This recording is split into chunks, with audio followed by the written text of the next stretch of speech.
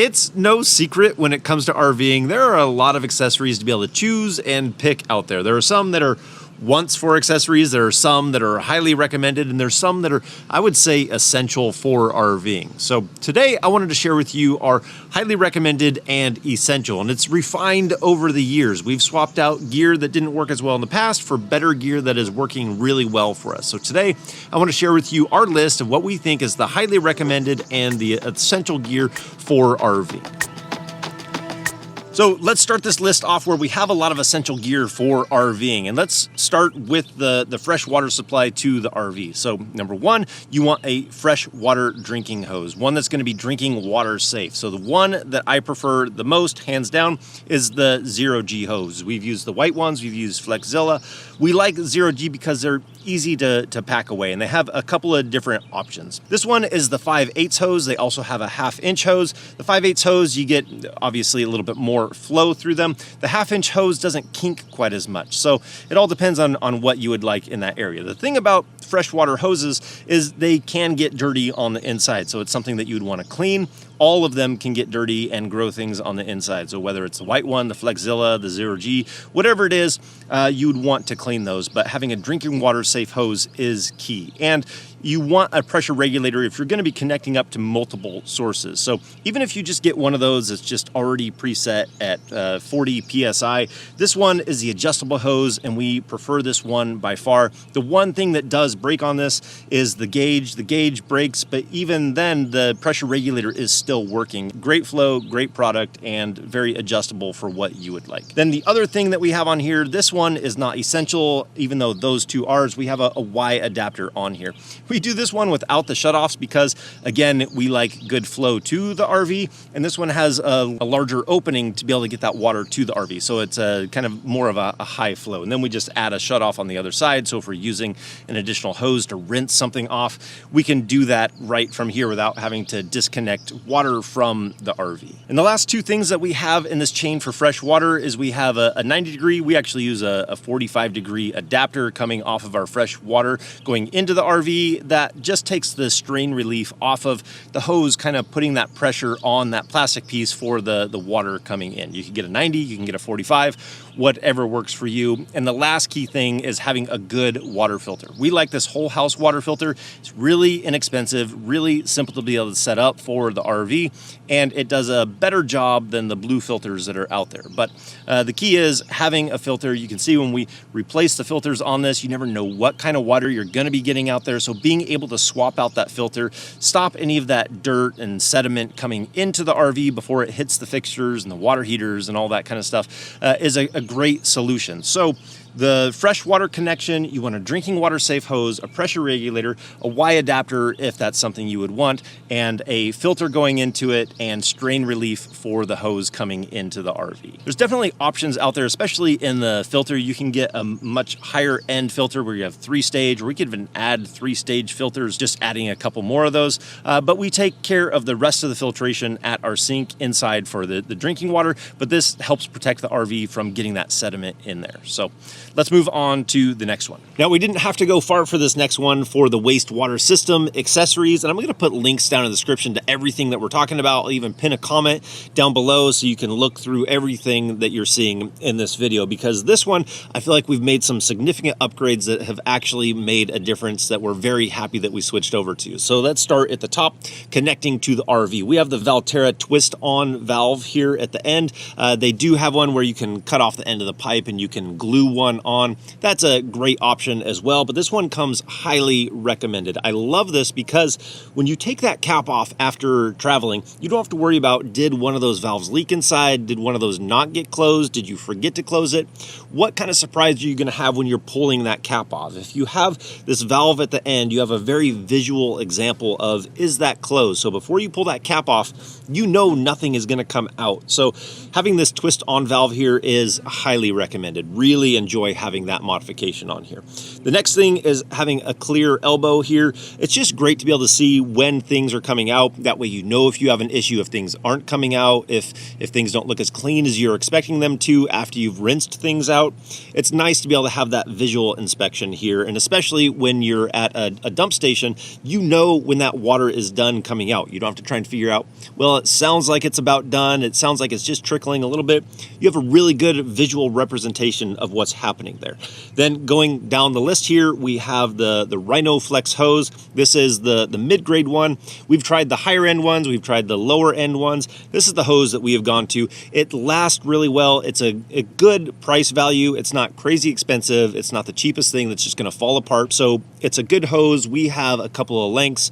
We have 2 storage areas in the back that we have this one and 2 other hoses in there. So if the connection's pretty far away, we don't have any problem being able to connect up to it. This is the hose that we like to use. And then at the end, it also has a clear elbow, and that elbow will actually thread into the pipe coming up out of the ground. You don't have any gases coming out. It's a secure connection. It's not going to fall off. So that works well down at that end too. It's a good system that works really well. And then the support that we have here is the Stink Slink. We switched to this and we are really glad that we switched to it. This is one of those upgrades that I'm glad that we did. We used to use the Sidewinder ones, and I don't know what changed, but we had to replace ours. And then we went through a couple of them. They were just very brittle. They broke real easy. They were blowing over the wind. This one, the Stink Slink, has been stronger. It hasn't broken. I love the way that the hose nestles in there. It doesn't blow over as much in the wind. And some places out there, when you go there, is actually required to elevate your drain hose off the ground. So being able to meet that requirement and not have to worry about it, highly recommend this one, the Stink Slink. It does a great job. The other thing that I like to keep on hand are gloves. What's up with the cheesy pun? What did I say? Gloves on hand? I bet it took you all night to think of that one. Let's just put the gloves on and move on.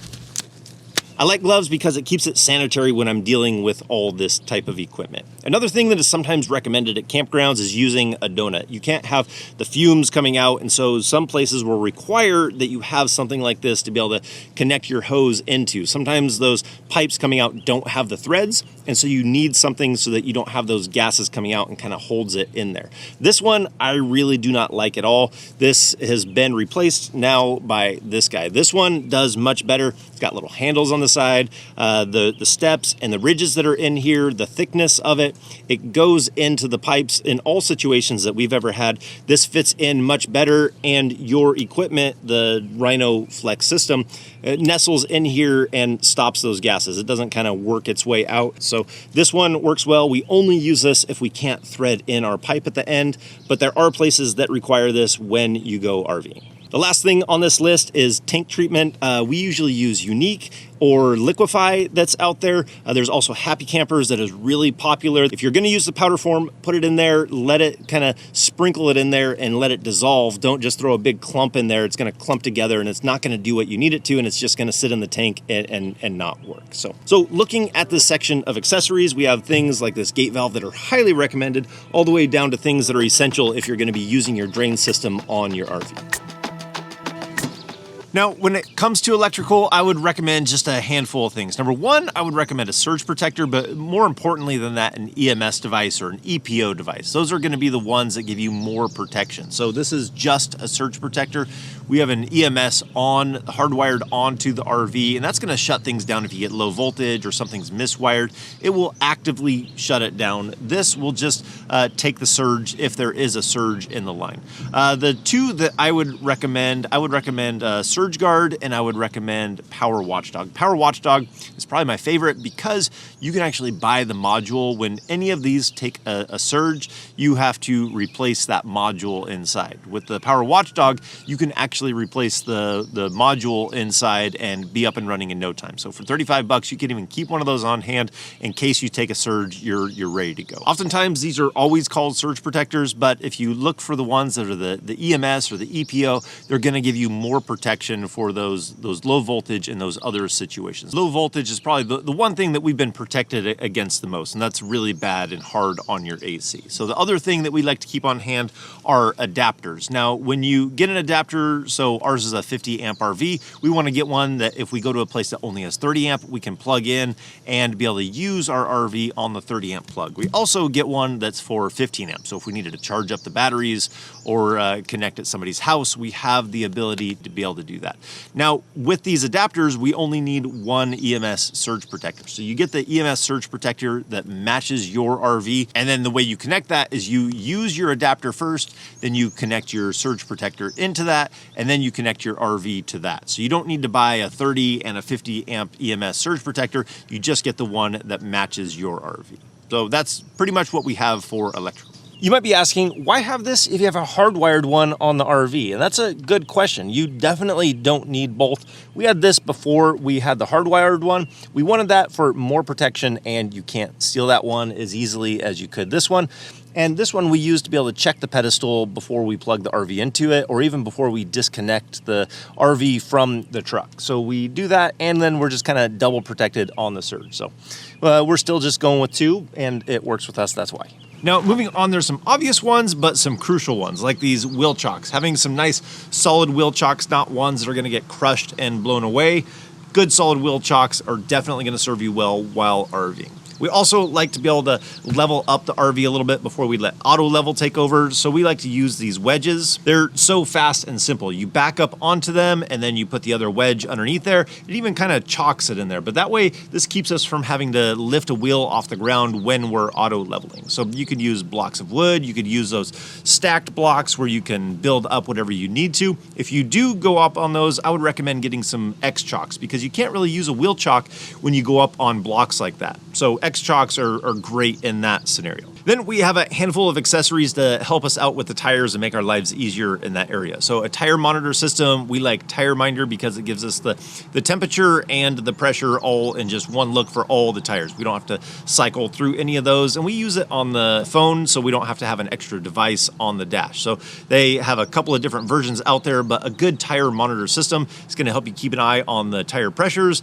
and monitor it as you're driving. So very crucial piece to have for RVing. And when you need to air up those tires, I like having a good compressor that is capable of airing up the tires for the RV and the truck, making sure that you have one that is capable of doing the job that it needs to. So then that brings us to a list of tools. We carry quite a few tools, but I think there is a core set of tools that you should have on hand. Number one, I think you should have the tools capable of being able to change the tire on your RV. So having a jack capable of lifting your RV so that you can change a tire is key. Having one of those 4 ways so you can change a tire if you don't carry the sockets in order to do it. I prefer having the sockets and the torque wrench so I can get it done properly before we hit the road. So sockets and torque wrench are definitely on our list. And I like to be able to change the tire quickly. So I do bring a couple of drills. I bring just a regular drill and then I bring an impact. So I bring the adapters so I can use my sockets with those drills because it comes in really handy. One, for being able to take those lug nuts off quickly, be able to change that tire quickly, but even things like being able to